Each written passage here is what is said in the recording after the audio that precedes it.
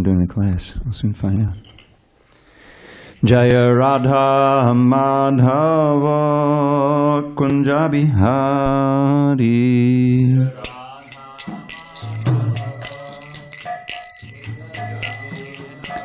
Jaya Radha Madhava Kunja Bihari.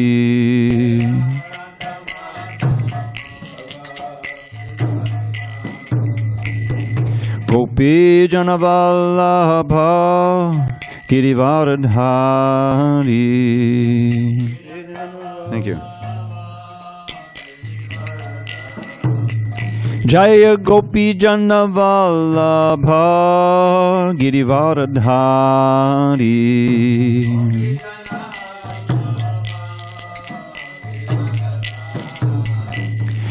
Yashodanandana Bhajana Ranjana. Yashodanandana Bhajana Ranjana. Yamuna Tira Vanachari. Jamuna Tira Vanachari. Jaya Radha Madhava Kunja Bihari.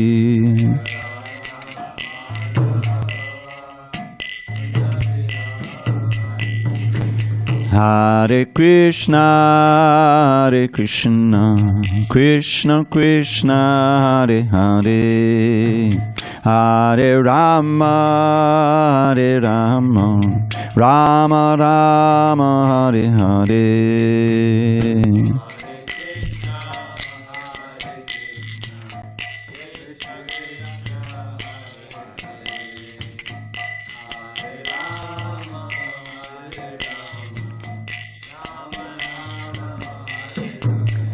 Hare Krishna, Krishna Krishna, Hare Hare, Hare Ram, Ram Ram, Hare Hare.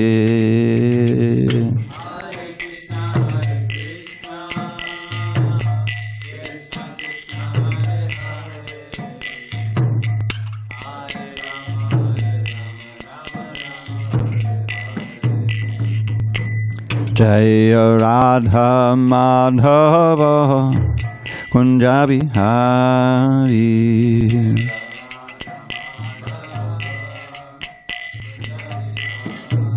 Jaya Radha Madhava Kunja Bihari.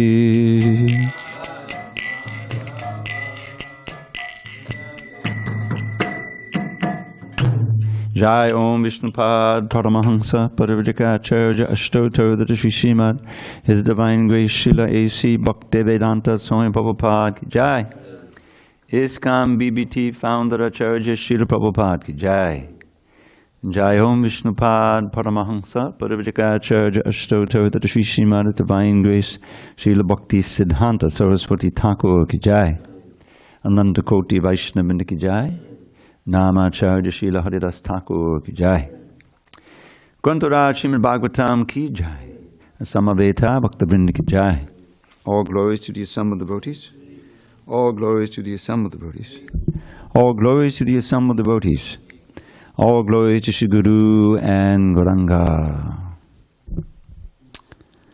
Now I have text 55. Okay. Om Namo Bhagavate Vasudevaya.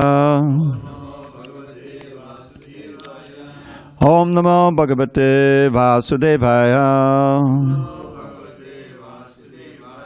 Om Namo Bhagavate Vasudevaya.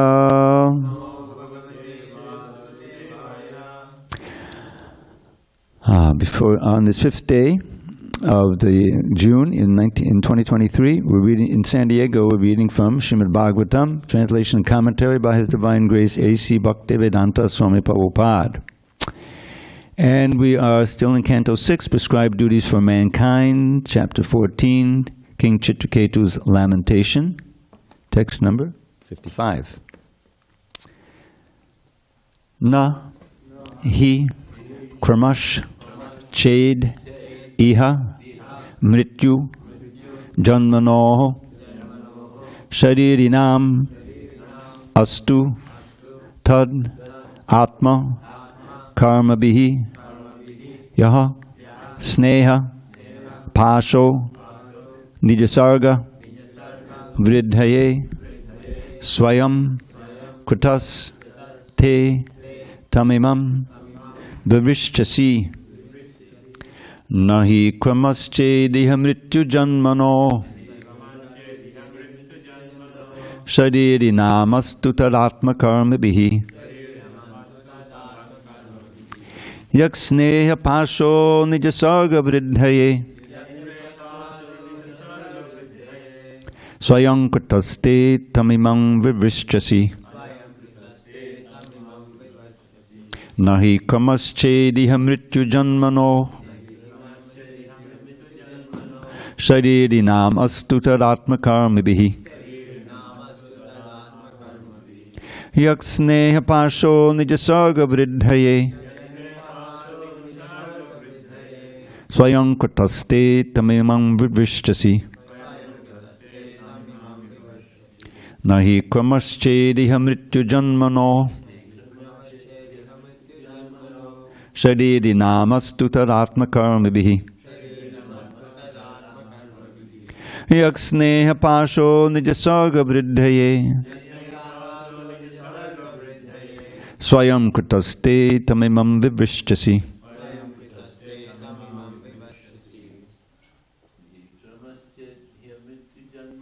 nahi kramaschediha mrityu janmano sharirinam astu tadatma karma-bhihi yak sneha pasho nijasarga vridhaye swayam kritaste tamimam vivishyasi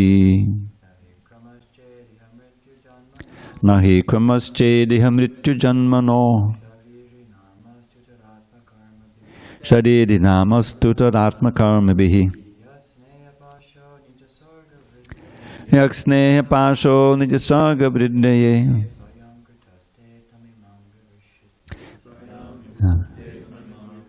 Ramapati. Nahi kramaschediha mrityu janmano sharirinam astu tadatma karma-bhihi yak sneha pasho nijasarga vridhaye swayam kritaste tamimam vivishyasi nahi kramaschediha mrityu janmano sharirinam astu tadatma karma-bhihi yak sneha pasho nijasarga vridhaye swayam kritaste tamimam vivishyasi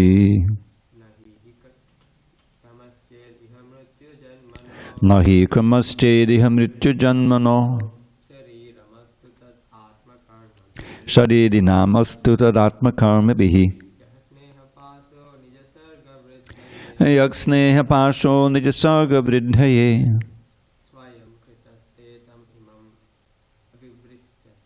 swayam kritaste tamimam vivishyasi nahi kramaschediha mrityu janmano sharirinam astu tadatma karma-bhihi yak sneha pasho nijasarga vridhaye swayam kritaste tamimam vivishyasi. Word by words. Na, not. He, indeed. Kramaha, chronological order. Chet, if. Iha, in this material world. Mrityu, of death. Janmanoho, and of birth. Sharirinam, of the conditioned souls who have accepted material bodies. Astu, let it be. Tat, that Atma karma bihi, by the results of one's karma, fruit of activities. Yaha, that which, sneha pashaha, bondage of affection. Nijasarga, your own creation. Vridhaye, to increase. Swayam, personally. Kritaha, made. Te, by you. Tam, that. Imam, this. Vivishtasi, you are cutting. Who's speaking, you remember?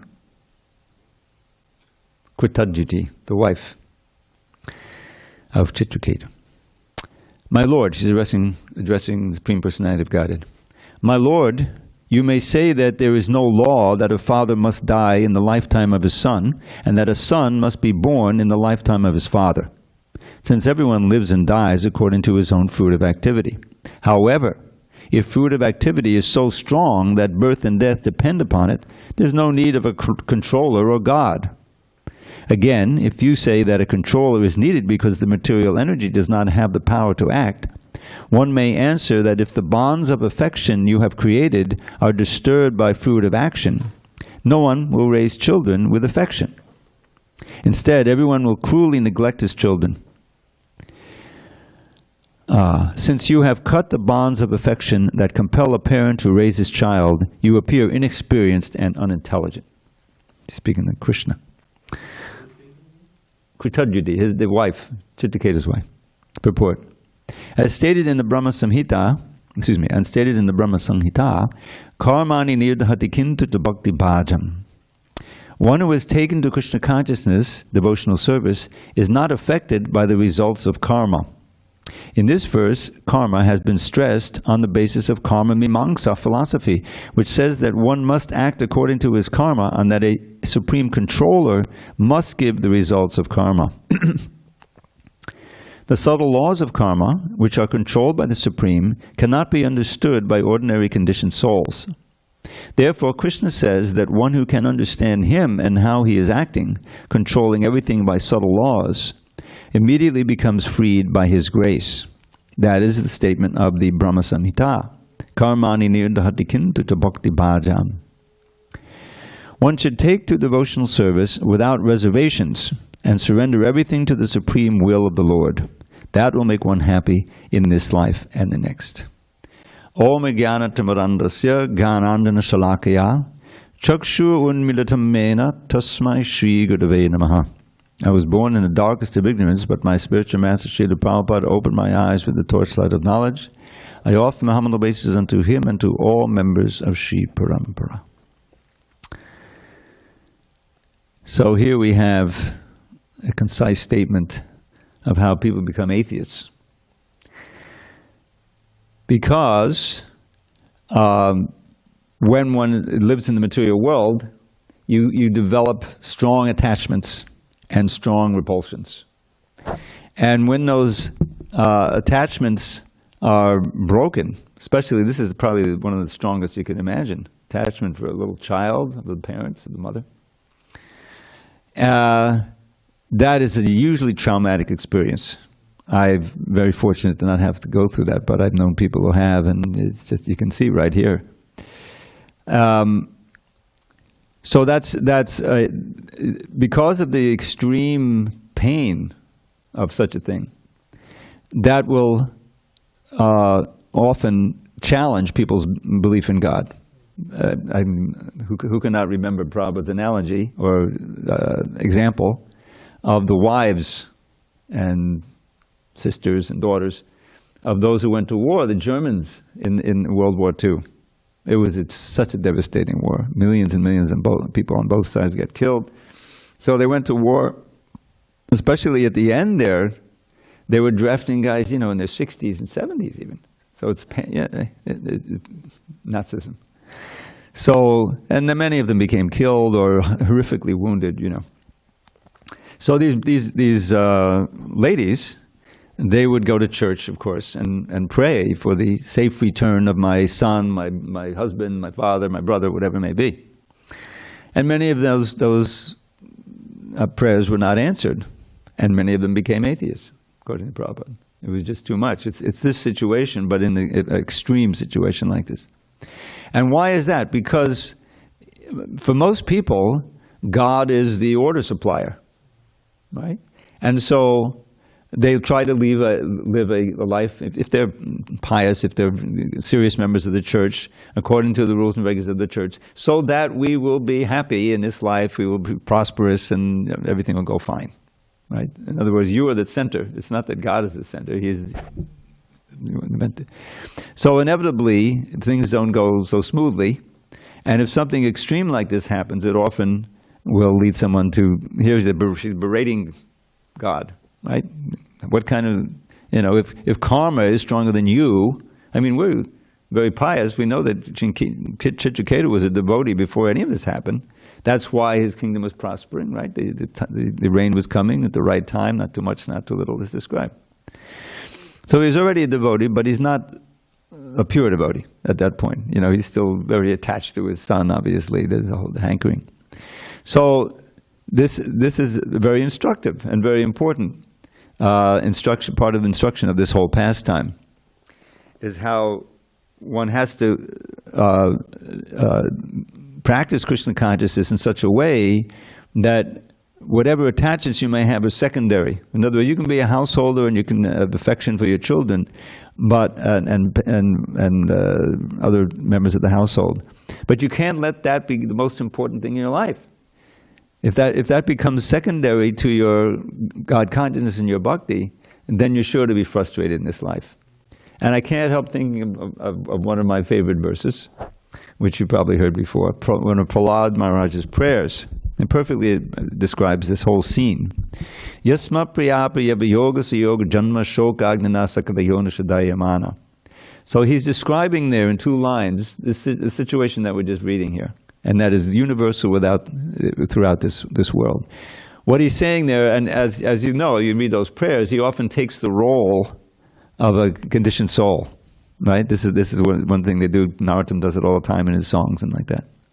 So he's saying, Yasma priyapi avayoga shokagnina. I've been burning in the fire of lamentation.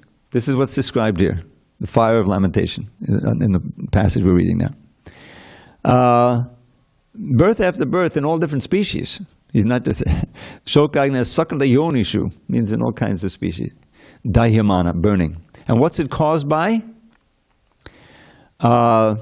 Those things, he says, yasmad, it's caused by priya, apriya, viyoga, sayoga.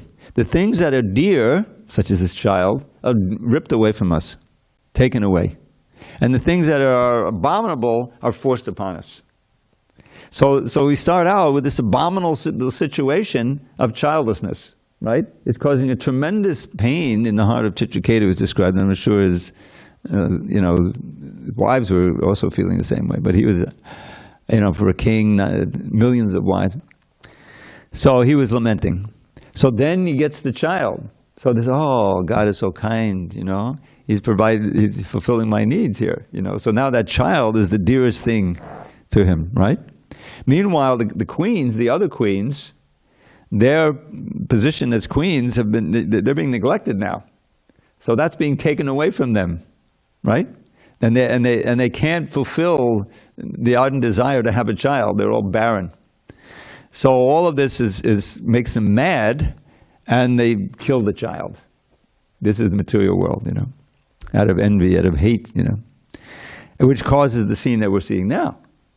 Right? The mother finds out first. First comes the nurse, right? And she's, oh my God, this is horrible. And she brought bring me my son, So you can imagine the horror, after all this time of not being, and then they finally get the blessing of getting a child, and Chitraketu's in 7th heaven, and the wife is ecstatic, and the other wives are in hell.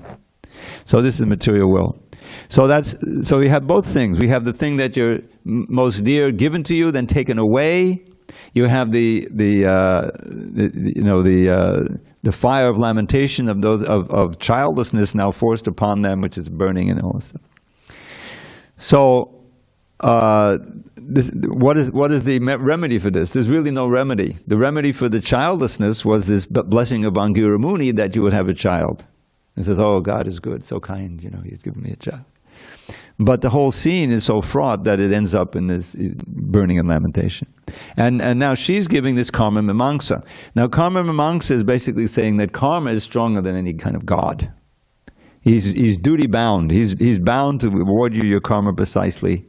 That means that karma is more powerful than God.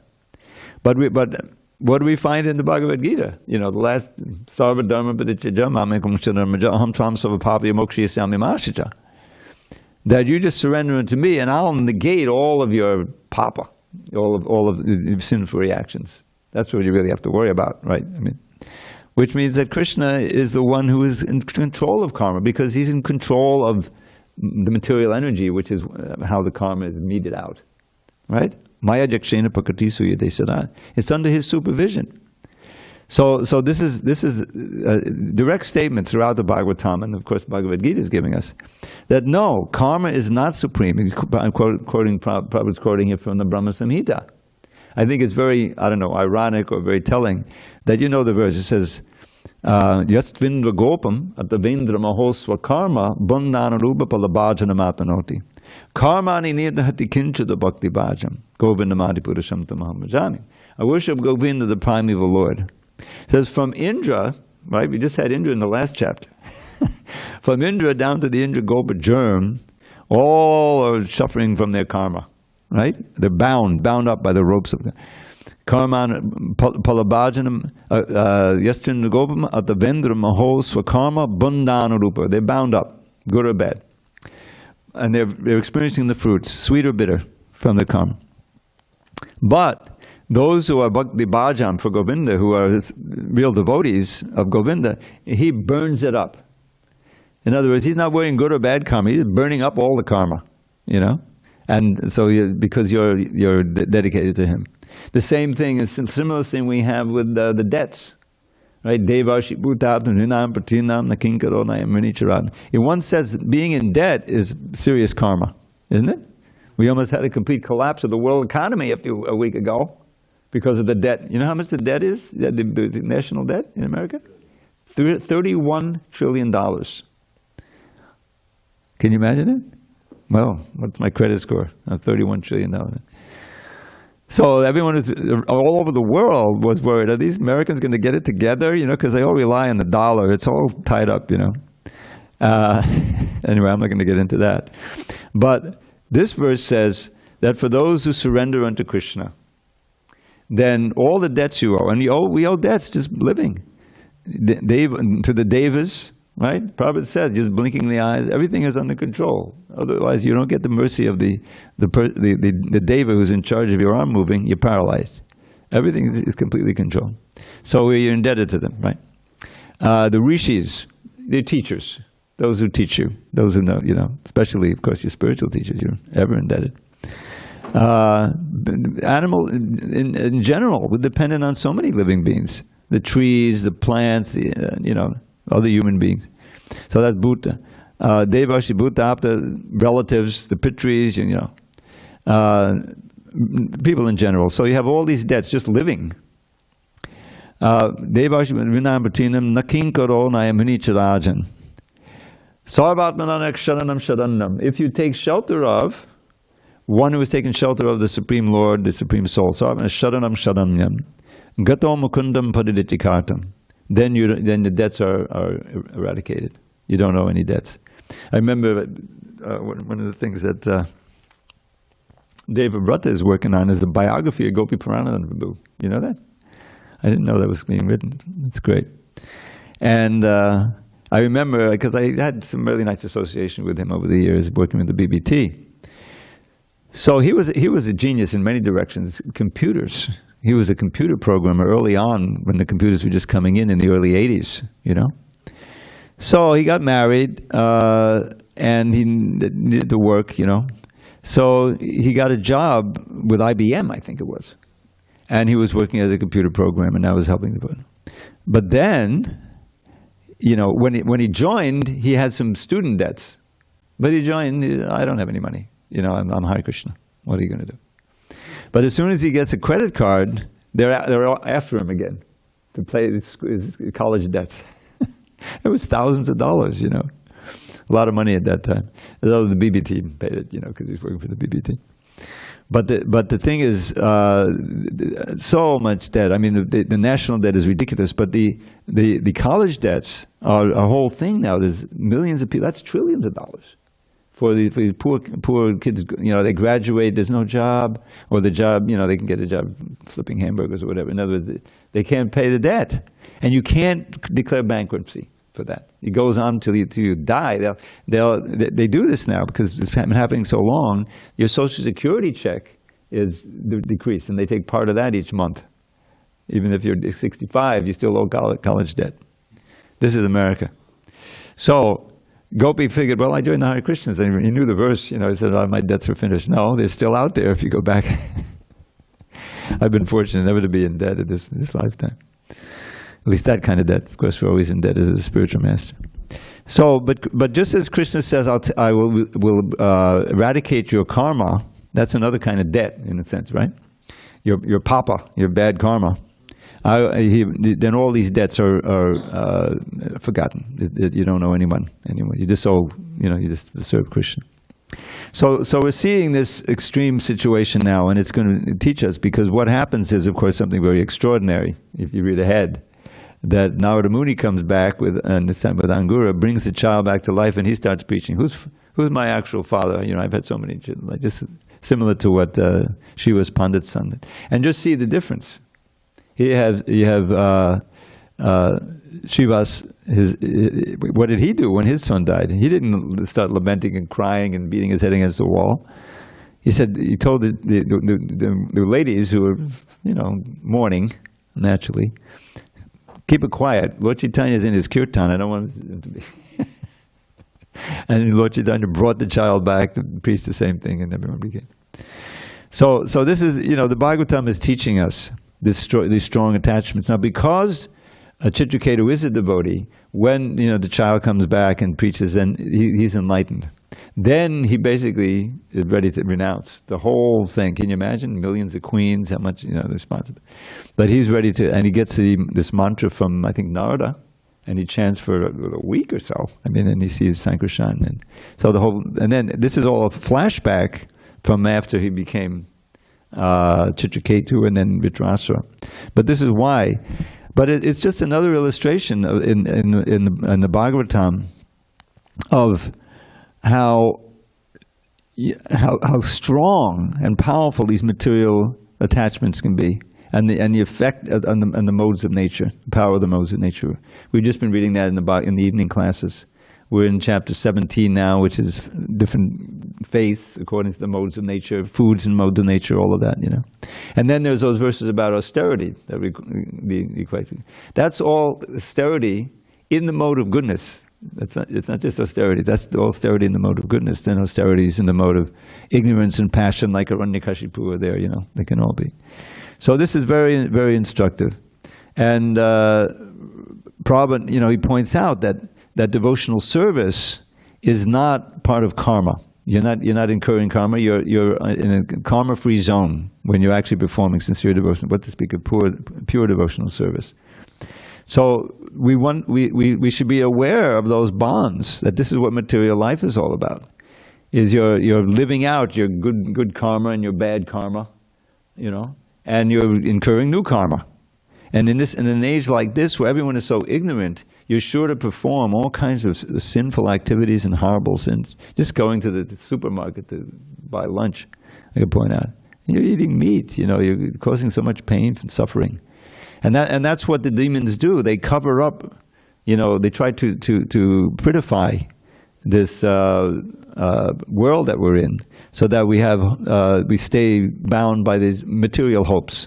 There is no other alternative. People think, you know.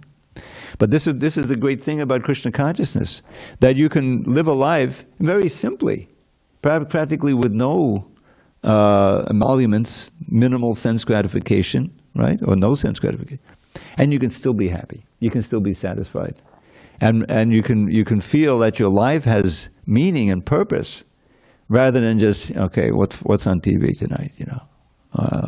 How can we enjoy tonight, you know? But and because the because of the, how can I put it? The internet, the availability of the phones everywhere, that so many things that you didn't have to know about that are going on, like this train accident, I mean, it's so far, it was 10,000 miles away. It's not affecting us directly. So if something like that happened, before all this information thing, then you wouldn't know it. Now everyone knows about it, right? And the pictures are there, and it's a world of false amount of information available, causing people to just freak out because they have no way to process it, or they have no knowledge. You just don't listen to it. There's no point in listening to it. I hear a lecture all the time in Prabhupada, and he did great lectures in Bombay in '73, I think it was. It was made into the teaching to Lord Kapila. And I loved those verses from 3:25:20 to 28, or 27, through 27. There's 8 verses there on the sadhus. Sadhu Sangashtaka. Tikshabhakaranika is there, Satam Prasangan Mamaviya Samvido. These are very famous verses. Meanwhile, the whole effort to try to secure that land is going on. And Prabhupada puts that in the lectures sometimes. He says how, just see, people are so ignorant. This is the land where Krishna spoke the Bhagavad Gita, and yet we're getting complaints. This really got to him. He said their chanting is a nuisance. They call the cops, because kirtan's going on, just like if you leave the door open, we may wake people up, And right there in Bombay, they're calling it, this is a nuisance, and they complain to the police. And just see, the land where Lord Chaitanya appeared, where Lord Krishna spoke the Bhagavad Gita, they're thinking chanting is a nuisance. This is the dharma of the age. So Prabhupada was fighting this ignorance, and but here are these devotees living on that land, and the rats are there. They don't have proper food. And people, they're getting sick. I knew a devotee named Amoga. This is in the early days of Moga, who was there, but it was too much. He was from Australia. I think he went back to Australia. And he did a lot of good service, no question about it. But it was very austere. Giriraj Swami was there, and many others, performing extreme austerities, and making tremendous advancement from doing that, because Prabhupada wanted that land, So he's speaking about that, doing this. But the verses themselves are all about the glories of association with sadhus. Association with sadhus. That's really what we, Pasangam madadam pashamatna kabayo vadu sahesha sadhushukato moksha dwaram apavatam. I put it into a little poem. Mundane affection keeps us tied to birth and death infernal, but love for sadhus opens wide the doors to life eternal. They use the word the prasanga. Prasanga, I realized, it has several meanings, as many words in English and Sanskrit have. So prasanga means very strong affection or attachment, right? So mundane affection and attraction are like very strong ropes. Ajadam pasham. Atmana kavayo vadu. The kavis, the wise, understand that this strong affection and attraction here is binding the soul to material life and suffering. Atmana kavayo vadu. Saeshu sadhushu kato. But the same affection and attraction directed toward the sadhus liberates you. Because, we sing every morning, what is it? Shri Guru Charanarati Ese Uttamagati. Right? The very important verse. That whole verse to me is like very Guru Mukha Padmavakachita Kariya Aika Arna Kariya Manashe. That the words emanating from the mouth of the spiritual master, from the guru, one should make them as life and soul, and make it one with one's consciousness and not desire anything else. In other words, be fixed on that instruction. And then the attraction or the love for the lotus feet of the guru is the best way of advancement, isn't it? Shri Guru Charana Ese Uttamagati. Some translation, that is the ultimate goal. It's the best way to the ultimate goal, right? So why is that? Because that attraction will inspire you to serve. That's really this is how this movement grew. Prabhupada came down there to that Lower East Side, and the chanting and his personality and everything, he was attracting people to him. And they not only were appreciating this philosophy, but they wanted to serve him. You know that incredible scene where Prabhupada was attacked, really, by his roommate who went out on LSD. What was his name? I forget. David Allen. I realized when I read, I was reading the Lilamrita, they have an interview with David Allen. Of course, many years later, and he was describing that he's the one who went nuts. Anyway, he was murderously looking at Prabhupada. Prabhupada ran down the stairs. Thank God he didn't run after him. But Prabhupada's on the street now, and so he gets some place to live with Bhakti Carl. But his wife doesn't like that, it's common law wife. So then you have, but Mukunda comes on the scene. Michael Grant, finds the 26 Avenue as for rent, and then you have a caravan. They're carrying everything Prabhupada, down the street, all the way from the Bowery up to the 22nd Avenue. I know the area; it's a few blocks. And they realized they could have bought a car. Yeah. In the middle of that, he said, "Why didn't you bring a car?" Because Prabhupada also has stuff that he's carrying. But anyway, why did they want to do that? Because Prabhupada attracted them. They really wanted to help the Swami, Sri Guru Charanarati. That was the blossoming of that attraction. Because Krishna is all attractive, and when you experience the blessings, the chanting and the instruction and the prasadam, and Prabhupada's personality, then they were personally attracted. Everything is personal ultimately, So that, just like here, right? They put all their love into this child, the mother and the father, and it was just too painful for the other wives, they're being neglected. There's a horror scene going on. But now it's going to, of course, have the transcendental lesson from it. And the Chitraketu is going to be liberated from this horrible mourning and feeling of devastation, and he's going to take shelter of Krishna and chant this and become realized. He really takes sannyas at this point. So these are the bonds, the bonds of affection that keep us tied. What is that? Deha patta karatrādishatpasaineshva satrapi. This is right at the beginning of second canto, where Shukadeva is explaining people who don't listen to Bhagavatam, they have a million things to hear. This is again, the internet, a million things. And they wasted time. They wasted time at night, sleeping, having sex, and then during the day they wasted time making money to support the family. On the weekend they go shopping, kutumbam baranenava. And of course they rely, the false, what they call the fallible soldiers, to protect you in this battle with the material energy, right? And then that's your own body, then your wife, your children, your bank balance, all these things. But they're fallible. They can't really protect you. And so, they've seen, you can see that your body eventually runs out, but still they don't see. They don't want to see, because otherwise it's too frightening to try to live in this world. You create false shelters, which are eventually dashed. So this is material life. So we don't want to live like that.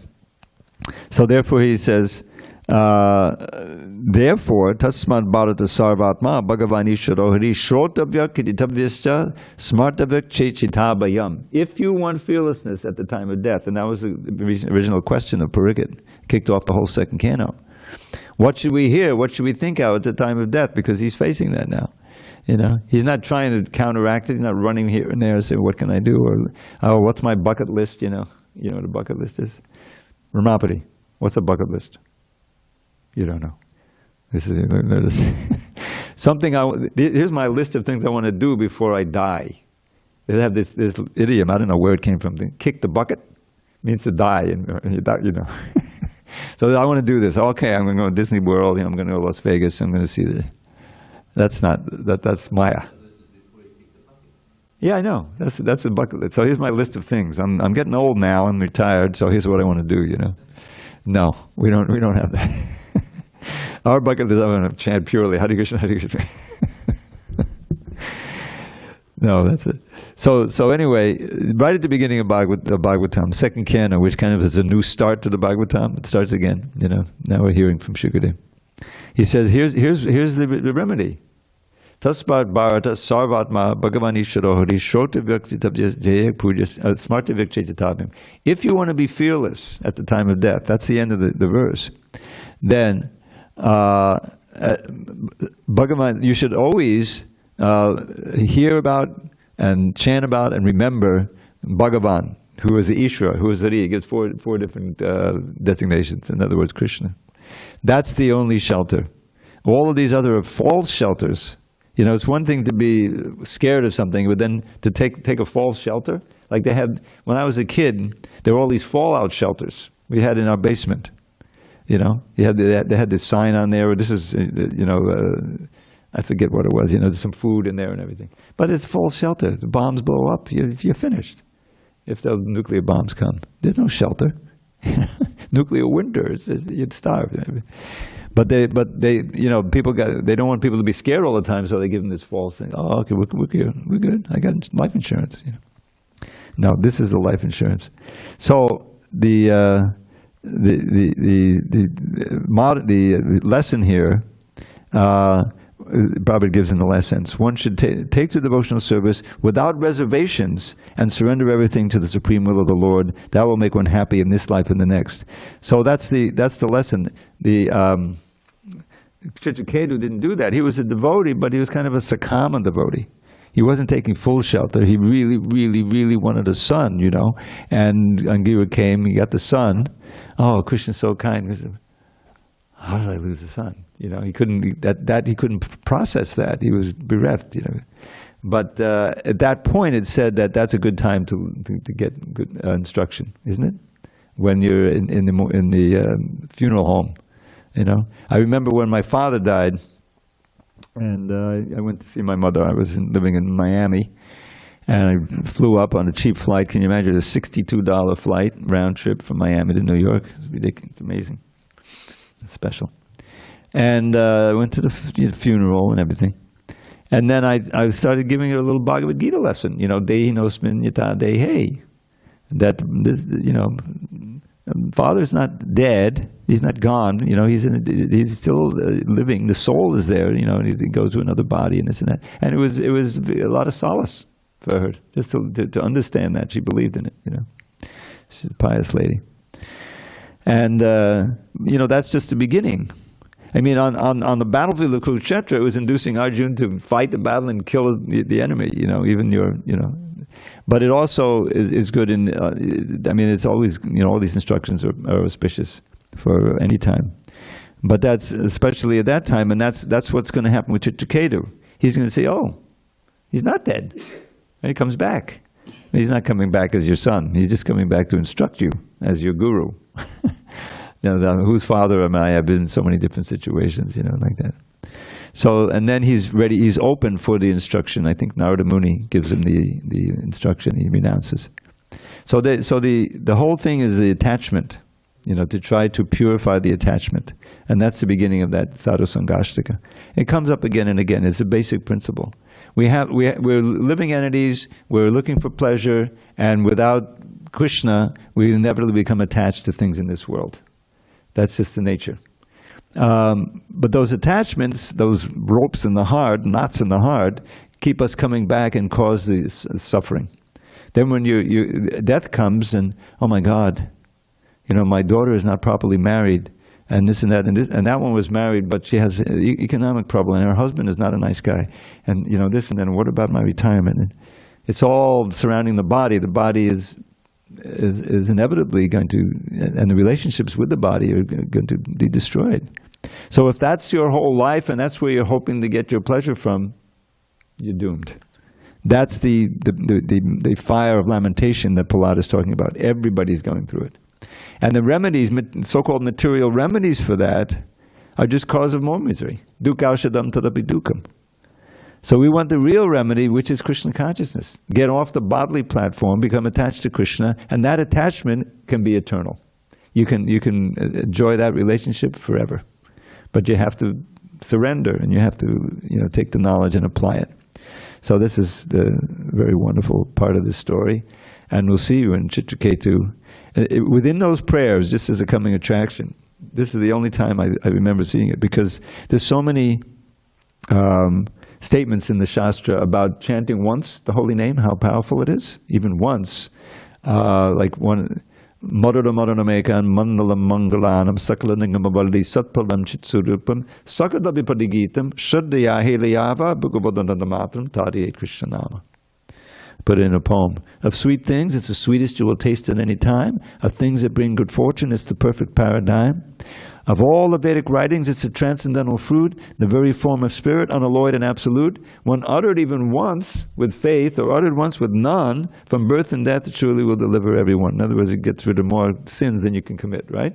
And in the end it brings pure love for Krishna, life's true aim, so cast away all doubt and chant your Krishna's holy name. So that's it's many statements, but this is the only one that I remember. There's probably others in these prayers of Chitraketu, that one who hears the holy name even once is delivered, which is a whole other ball game. Because all these chanting parties, how many chanting have there been? People walk by, unless they're really fallen and they're like this, they're hearing the holy name more than once, and it's somewhat a benediction, And what to speak of those who stop, the rare souls, they stop and they may chant along, like that. That's even better. But the holy name is the very great benediction for this age. How many times we heard it during the readings, And if we take full shelter, we take it seriously, we chant, we progress in our chanting, and we give it as much as possible to others. Of course, the books are essential. They tell you why to chant, and they inspire you to take up the process. But that's really where the happiness lies. And I'll end with this verse. You may have heard it before. You may have heard me quote it. Yehi sangsbharjaja bhoga dukkha yona evate ajantamantanko deya nateshu ramatevada. Sense pleasures,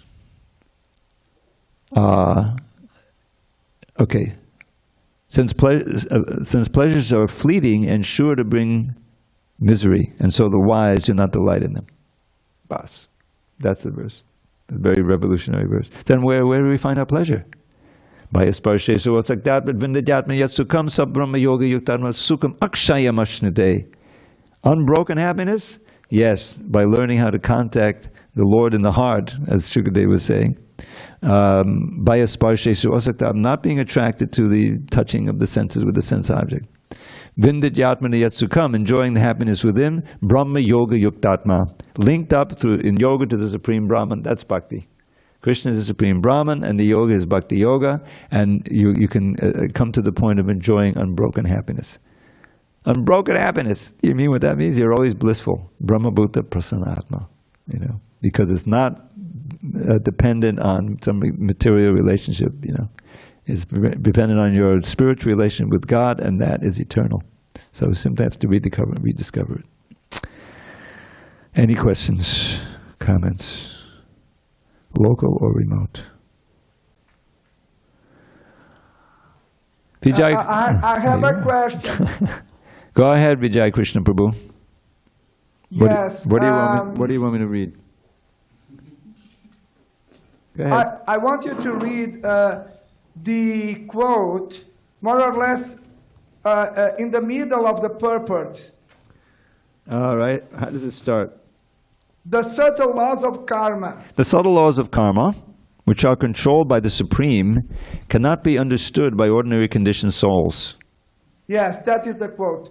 So, in the context of this quote, and thank you very much, taking in consideration the context of this quote, my question is, what is the difference between an ordinary conditioned soul and an extraordinary conditioned soul? I think you're cutting it a little too fine here. I think what Prabhupada is getting out here is that the laws of karma, which are controlled by cannot be understood by conditioned souls. And the ordinary simply means that they're everywhere. In other words, this is the vast number of people that you find in the material world. They're conditioned souls. When they are the fortunate conditioned soul comes in touch some way or other with a devotee, with a sadhu, and is receptive to learning the knowledge, taking a book or associating more, then he enters onto the path where before long he can understand the law of karma. That's the meaning. It's not that all extraordinary conditioned souls can't understand. The only ones who can understand are devotees, are Vaishnavas, those who have been enlightened and in touch with the sadhus, the parampara, the books. So it's just a way of speaking. I think that sometimes you have to realize that it's not some secret, well, where are these extraordinary conditioned souls who can understand the law of karma? No. You know what I'm saying? Yes, but based on the answer you just gave me, the follow-up question, if I may, is then, what is the difference between an ordinary conditioned soul and an extraordinary one? Yes, the extraordinary one who is fortunate enough, number one, to come in contact with the devotee, and number two, to be receptive to what the devotee is the gift that he's trying to give him. Just like if he does like that, he becomes extraordinary? Yes, extraordinarily fortunate. You're still conditioned, like we're also conditioned to some degree. Yes. But the conditioning is like a disease that's being cured. You know, at a certain point, you're not conditioned anymore. Like I'm looking at my friend Govardhan Prabhu here, who goes out every day, practically every day, and he meets so many conditioned souls. Many of them are not fortunate enough to stop and talk to him and get a book or get something. But he always has stories of those fortunate few who do take the first step in becoming non-conditioned souls, right? Which is knowledge, association. He's giving them his association, but he has within those books the gold standard association of Srila Prabhupada, which he's trying to give. And if someone is ready to, as soon as you open the book and you start reading, you're associating with Srila Prabhupada in the most important way, through his Vani, through his words.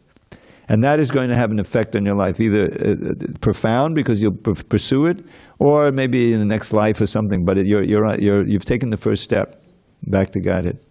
So that's what we're dealing with here. I was certainly a conditioned soul. And it happened to me. That's what I was just going to say. I was an ordinary conditioned soul, and I could have remained an ordinary conditioned soul, but by the mercy of the devotees, now I'm a less ordinary conditioned soul, at least on the path of being not conditioned anymore.